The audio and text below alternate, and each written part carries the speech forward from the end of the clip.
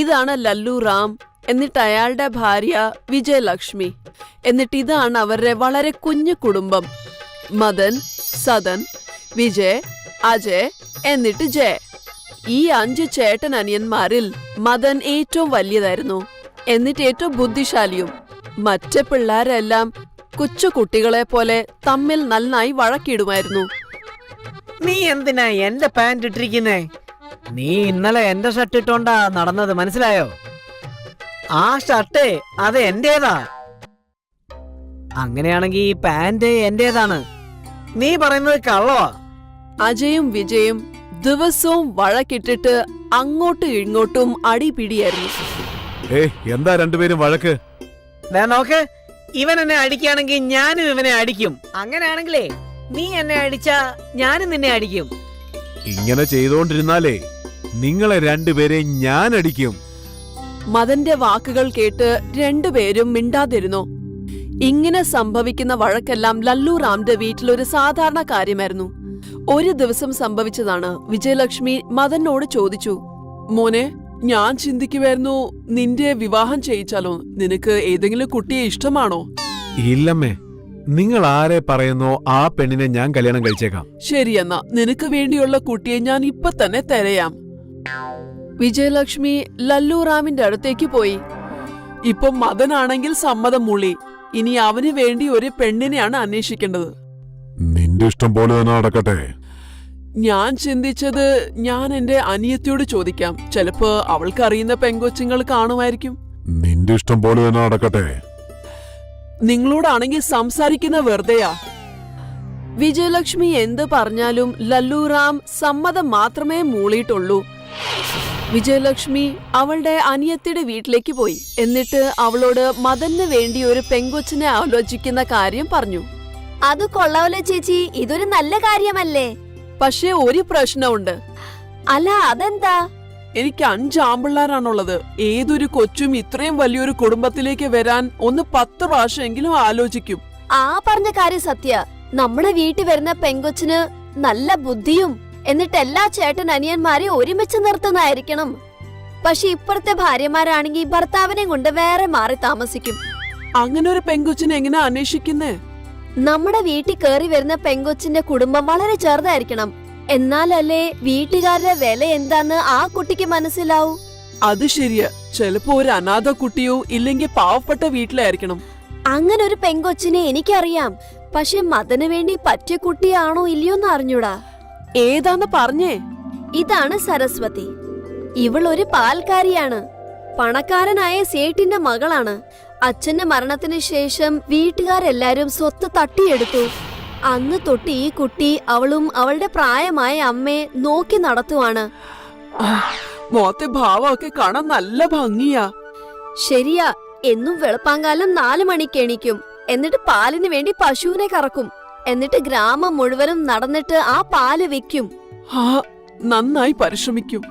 എന്നും ഒരു 9-9:30 നേരെ അമ്പലത്തിൽ പോവും.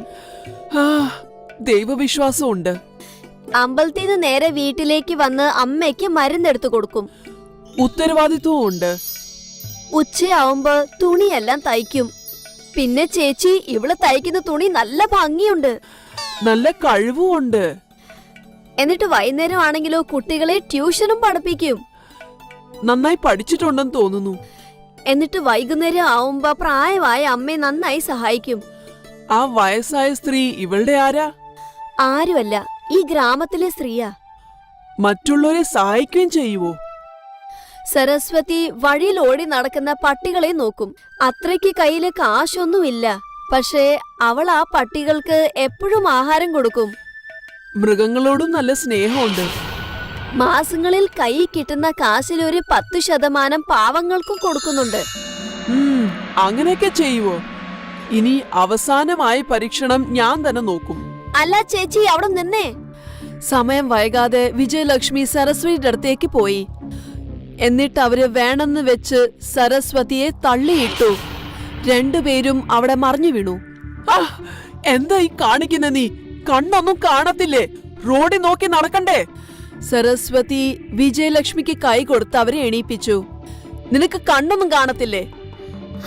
അമ്മേ, എനിക്ക് തെറ്റുപറ്റിയതാ. എന്നെ നിങ്ങൾ ക്ഷമിക്കണം. മരുമകളെ, എന്താ? നിങ്ങൾക്ക് എന്റെ മരുമകളായിട്ട് വരാമോ? എനിക്ക് 5 ആൺകുട്ടികളാണുള്ളത്. മദൻ ഏറ്റവും ബുദ്ധിമാനും. ഞാൻ നിന്റെ കൂട്ട് ബുദ്ധിയുള്ള മരുമകളെയാണ് അന്വേഷിക്കുന്നത്.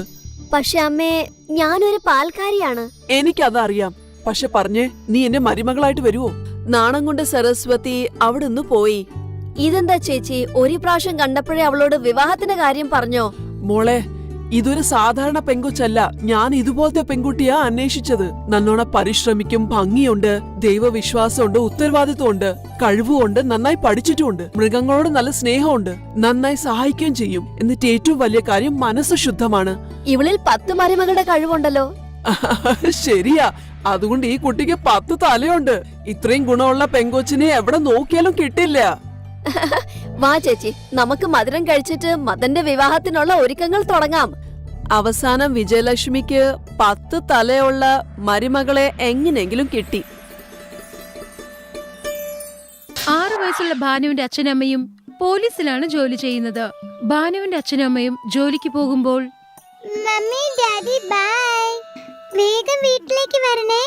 തിരിച്ചു വരുമ്പോ എനിക്ക് എയർപ്ലെയിൻ വാങ്ങിട്ട് വരണേ. ശരി മോനെ, തീർച്ചയായിട്ടും വാങ്ങിച്ചോണ്ട് വരാം. പക്ഷെ നീ അമ്മൂമ്മയും അപ്പൂപ്പനെയും ബുദ്ധിമുട്ടിപ്പിക്കാൻ പാടില്ല. ഞാൻ അടങ്ങിയിരുന്നോളാം. പിന്നെ നീ പാന്റില് ഇച്ചുച്ചി മുള്ളാൻ പാടില്ല. നനഞ്ഞു കഴിഞ്ഞാൽ അപ്പൂപ്പനോടും അമ്മൂമ്മയോടും പറയണേ. ശരി അമ്മേ, ഞാൻ പറയാം. ഭാനു അവന്റെ മുത്തശ്ശിയുമായി പാർക്കിൽ കള്ളനും പോലീസും കളിക്കും. ഭാനു മരത്തിന് പുറകിൽ ഒളിക്കുമായിരുന്നു. അവന്റെ മുത്തശ്ശി അവനെ കണ്ടെത്തും. കണ്ടുപിടിച്ചല്ലോ, ഞാൻ ബാലുവിനെ കണ്ടുപിടിച്ചിരിക്കുന്നു. മുത്തശ്ശി, ഇനി മുത്തശ്ശിയാണ് കള്ളൻ. ഞാൻ പോലീസായിട്ട് അഭിനയിച്ചോളാം. മുത്തശ്ശി പോയി ഒളിച്ചോളൂ, ഞാൻ കണ്ടുപിടിക്കാലോ. ശരി മോനെ. അല്ല, വലുതായതിനു ശേഷം നീ എന്താണാകാൻ പോകുന്നേ? ഞാൻ വലുതായതിനു ശേഷം അച്ഛനും അമ്മയും പോലെ പോലീസാണ് ആവാൻ പോകുന്നേ. കുറച്ചു നേരത്തിന് ശേഷം ഭാനുവിന്റെ അച്ഛനും അമ്മയും അവിടെ എത്തി. ഏയ് ഹുറേ, ദേ അച്ഛനും അമ്മയും വന്നല്ലോ. അച്ഛാ, ഞാൻ പറഞ്ഞ എയർപ്ലെയിൻ വാങ്ങിച്ചോണ്ട് വന്നോ? അതേ മോനെ, നിനക്ക് വേണ്ടിയാണ് ഈ എയറോപ്ലെയിൻ. അമ്മേ, ഇവൻ ബുദ്ധിമുട്ടിപ്പിച്ചില്ലല്ലോ. ഭാനുവിനെയും കൊണ്ട് അവന്റെ മുത്തശ്ശൻ പാർക്കിലേക്ക് പോയി. അവന്റെ മുത്തശ്ശൻ അവന് പൊക്കം വെക്കാൻ വേണ്ടി അവിടുത്തെ കമ്പിയിൽ അവനെ തൂക്കിയിട്ടു. നോക്ക്, നിനക്ക് നിന്റെ അച്ഛനെ അമ്മയെ പോലെ പോലീസ് ആകണമെന്ന് ആഗ്രഹം ഉണ്ടെങ്കിൽ നീ ദിവസവും വന്ന് ഇതുപോലെ ചെയ്തോണ്ടിരിക്കണം, മനസ്സിലായോ? ഒരു ദിവസം ഭാനുവിന്റെ അച്ഛന്റെ അമ്മയുടെയും കാർ ആക്സിഡന്റ് ആയി. അവർ രണ്ടുപേരും മരിച്ചുപോയി. ഭാനുവിന്റെ മുത്തശ്ശനും മുത്തശ്ശി അവനെ നോക്കി. ഭാനുവിന് 18 വയസ്സായതിനു ശേഷം പോലീസ് ജോലിയിലേക്ക് ചേരുവാൻ വേണ്ടി അവൻ ശ്രമിച്ചുകൊണ്ടിരുന്നു. രാവിലെ 4 മണിക്ക് എഴുന്നേറ്റ് അവൻ ട്രെയിനിങ് എല്ലാം തുടങ്ങി. ലോങ് ജമ്പ്, ഹൈ ജമ്പ് എല്ലാം പ്രാക്ടീസ് ചെയ്യുന്നുണ്ട്. ഒരു ദിവസം ഹൈക്കിങ്ങിന് വേണ്ടിയിട്ട് ഭാനു മലയിൽ മുകളിൽ കയറി. ആ സമയം അവന്റെ കാലിൽ പാമ്പ് കടിച്ചു. അപ്പോൾ തന്നെ ഭാനു കത്തിയെടുത്ത് പാമ്പ് കടി കൊണ്ട സ്ഥലത്ത് ആ കത്തി ഉപയോഗിച്ച് മുറിച്ചു. അതിനുശേഷം അവന്റെ ഡ്രസ്സ് കീറിയെടുത്ത് ആ കാലുകളിൽ അതെല്ലാം വലിച്ചു കെട്ടി തുടങ്ങി. പാമ്പിന്റെ വിഷം ശരീരമെങ്ങും വ്യാപിക്കാതിരിക്കാൻ വേണ്ടിയായിരുന്നു. പക്ഷെ ഒരുപാട് രക്തം വാർന്നതുകൊണ്ട് അവന് ബോധക്ഷയമുണ്ടായി. അവൻ ബോധം വന്നതിന് ശേഷം അവന്റെ മുത്തശ്ശനെയും മുത്തശ്ശിയുമാണ് കണ്ടത് ഹോസ്പിറ്റലിൽ വെച്ച്. എന്താ ഇത്? ഞാൻ എങ്ങനെയാ ഈ ഹോസ്പിറ്റലിൽ എത്തിയത്? മോനെ, നിന്നെ 2 ആൾക്കാർ കൂടിയാണ് ഇങ്ങോട്ട് കൊണ്ടുവന്നത്.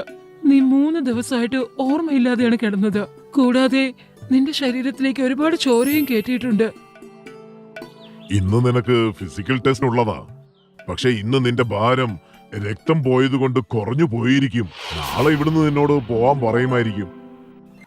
വേറെ ഒരു നിർവാഹമില്ലാത്തതിനാൽ അവൻ ഒരു സെക്യൂരിറ്റി ജോലിയിലാണ് ചേർന്നത്. കുറച്ചു നാളുകൾക്ക് ശേഷം ഭാനുവിന്റെ മുത്തശ്ശനും മരിച്ചു. മോനെ, എനിക്കാണെങ്കിൽ തീരെ വയ്യ. നീയാണെങ്കിൽ ജോലിക്ക് പോകുന്നുണ്ട്.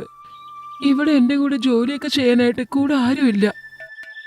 എന്നെ നോക്കാനാണെങ്കിലും ആരുമില്ല. അതുകൊണ്ടാണ് പറയുന്നത്, നീ എത്രയും പെട്ടെന്നൊരു കല്യാണം കഴിക്കണം. ഒരു പെണ്ണ് വന്നു കഴിഞ്ഞാൽ അവൾ എല്ലാ ജോലിയും ഭംഗിയെ ചെയ്യും. ഒരു ദിവസം ഭാനുവും അവന്റെ മുത്തശ്ശിയും പെണ്ണ് കാണാൻ വേണ്ടി ഇറങ്ങി. അതെ മോളെ, മോളെ എത്ര വരെയാണ് പഠിച്ചിട്ടുള്ളത്? മുത്തശ്ശി, ഞാൻ BA വരെ പഠിച്ചിട്ടുണ്ട്. മോനെ ഭാനു, നിനക്ക് ഈ പെണ്ണിനെ ഇഷ്ടമായോ? അങ്ങനെയാണോ മുത്തശ്ശി?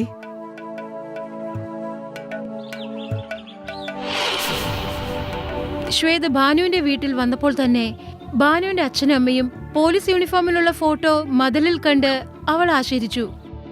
നിങ്ങളുടെ അച്ഛനും അമ്മയും രണ്ടുപേരും പോലീസിലായിരുന്നല്ലോ, പിന്നെ എന്തുകൊണ്ടാണ് നിങ്ങൾ ആ ജോലിക്ക് ശ്രമിക്കാഞ്ഞത്? ഭാനു അവളുടെ അടുത്ത് എല്ലാ കഥയും പറഞ്ഞു. അതായത് വിധി, അവസാനം അവന്റെ ആഗ്രഹവും സാധിക്കാത്തതിനെ കുറിച്ച്. എന്റെ അച്ഛനും അമ്മയ്ക്കും മുത്തശ്ശിക്കും മുത്തശ്ശനും ഇങ്ങനൊരു സ്വപ്നം ഉണ്ടായിരുന്നു, ഞാനൊരു പോലീസ് ആകണമെന്ന്. പക്ഷെ ദൈവഹിതത്തിനെതിരായി മനുഷ്യനൊന്നും ചെയ്യാൻ സാധിക്കില്ലല്ലോ. ഞാൻ നിങ്ങളുടെ അച്ഛനും അമ്മയുടെ സ്വപ്നം തീർച്ചയായിട്ടും നിറവേറ്റും. പോലീസിൽ ചേരാനുള്ള എല്ലാ കാര്യങ്ങളും ഞാൻ ചെയ്തോളാം. അതിനുവേണ്ടി നിങ്ങൾ എന്നെ ഒന്ന് സഹായിക്കണം. പിറ്റേ ദിവസം മുതൽ ഭാനു ശ്വേതയെ പോലീസാകാൻ വേണ്ടിയുള്ള എല്ലാ ശ്രമങ്ങളും നടത്തി. അവർ രണ്ടുപേരും ദിവസവും 10 കിലോമീറ്റർ വീതം ഓടി. ഭാനു ശ്വേതയ്ക്ക് ലോങ് ജമ്പ്, ഹൈ ജമ്പ് എല്ലാം തന്നെ പഠിപ്പിച്ചു കൊടുത്തു. ശ്വേത പോലീസിന്റെ ടെസ്റ്റും പാസ് ചെയ്തു. ഇനി ഫിസിക്കൽ ടെസ്റ്റ് മാത്രമാണ് ബാക്കി. ഒരു ദിവസം പടികൾ ഇറങ്ങുമ്പോൾ ശ്വേത കാല് തെറ്റി അവൾ നിലത്ത് വീണു. അവളുടെ തലയിൽ മുറിവുണ്ടായി. ദേ മോളെ, ഇപ്പോ നിനക്ക് ഇത്തിരി വിശ്രമം അത്യാവശ്യമാണ്. ഇനി നിനക്ക് ഫിസിക്കൽ ടെസ്റ്റ് ചെയ്യേണ്ട യാതൊരു കാര്യവുമില്ല. ഇല്ല മുത്തശ്ശി, എന്റെ തലയിൽ ചെറിയ മുറിവ് മാത്രമേ ഉള്ളൂ. അത് കാരണം ഞാൻ എന്റെ ശ്രമത്തിൽ നിന്ന് ഒരിക്കലും പിന്മാറുകയില്ല. ശ്വേത തലയിലെ മുറിവും വെച്ചുകൊണ്ട് ലോങ് ജമ്പ്, ഹൈ ജമ്പ് എല്ലാം പ്രാക്ടീസ് ചെയ്തു. ഫിറ്റ്നസ് ടെസ്റ്റിന് മുമ്പ് തന്നെ ശ്വേതയുടെ തലയിലെ മുറിവെല്ലാം ഉണങ്ങിയിരുന്നു. അവൾ എല്ലാ ടെസ്റ്റിലും എല്ലാ സ്ത്രീകൾക്കും മുന്നിൽ അവൾ എത്തി. ഇപ്പോൾ അവൾ പോലീസിലും ജോയിൻ ചെയ്തു.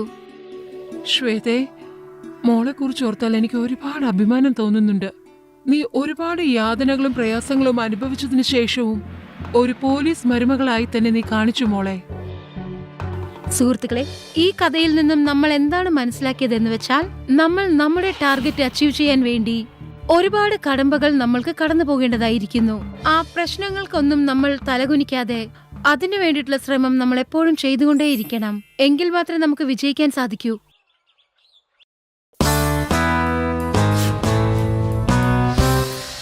കഴിഞ്ഞ 40 വർഷം മുമ്പേ ബർഖ റാണിക്ക് 5 വയസ്സുണ്ടായിരുന്നു.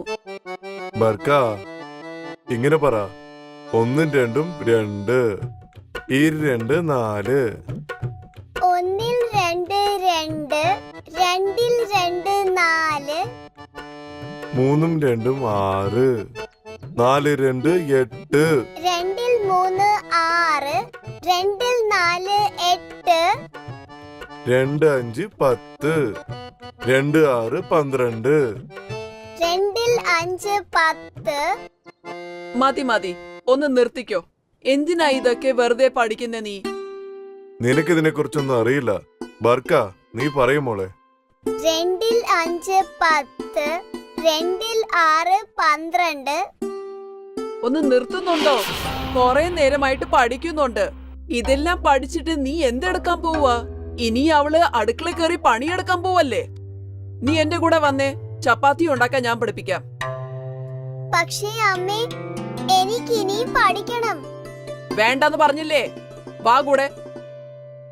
വേണ്ടെന്ന് പറഞ്ഞില്ലേ? ഓ, നിങ്ങളൊന്നും മിണ്ടാതിരിക്കുന്നുണ്ടോ? അവളുടെ വിവാഹം കഴിയുമ്പോ ആരും അവളോട് കണക്ക് ചോദിക്കില്ല. അവര് ചോദിക്കാൻ പോകുന്നത് ഇവൾക്ക് ആഹാരം ഉണ്ടാക്കാൻ അറിയുമോ ഇല്ലയോന്നാ. ബർഖ റാണിയുടെ അച്ഛന് ഒന്നും ചെയ്യാൻ കഴിഞ്ഞില്ല. പക്ഷെ അവളുടെ അമ്മയോ അവളെ വീട്ടിനകത്തെ പണിയെല്ലാം പഠിപ്പിച്ചു.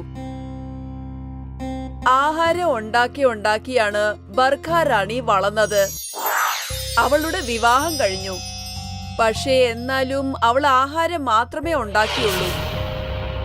അവള് പലപ്പോഴും ചിന്തിക്കുമായിരുന്നു, അവളെ കൊണ്ട് പഠിക്കാൻ കഴിഞ്ഞായിരുന്നെങ്കിലെന്ന്. എന്റെ അമ്മയോ എന്നെ പഠിപ്പിച്ചിട്ടില്ല, പക്ഷെ ഞാൻ എന്റെ കുട്ടികളെ തീർച്ചയായിട്ടും പഠിപ്പിക്കും. കുറെ വർഷങ്ങൾക്ക് ശേഷം ബർഖ റാണിക്ക് ഒരു മകൻ ഉണ്ടായി. ഇപ്പോ ബർഖ റാണിക്ക് ഒരുപാട് സന്തോഷം ഉണ്ടായി. എനിക്ക് പഠിക്കാനുള്ള സ്വപ്നം ഇനി ഇവൻ പൂർത്തിയാക്കും.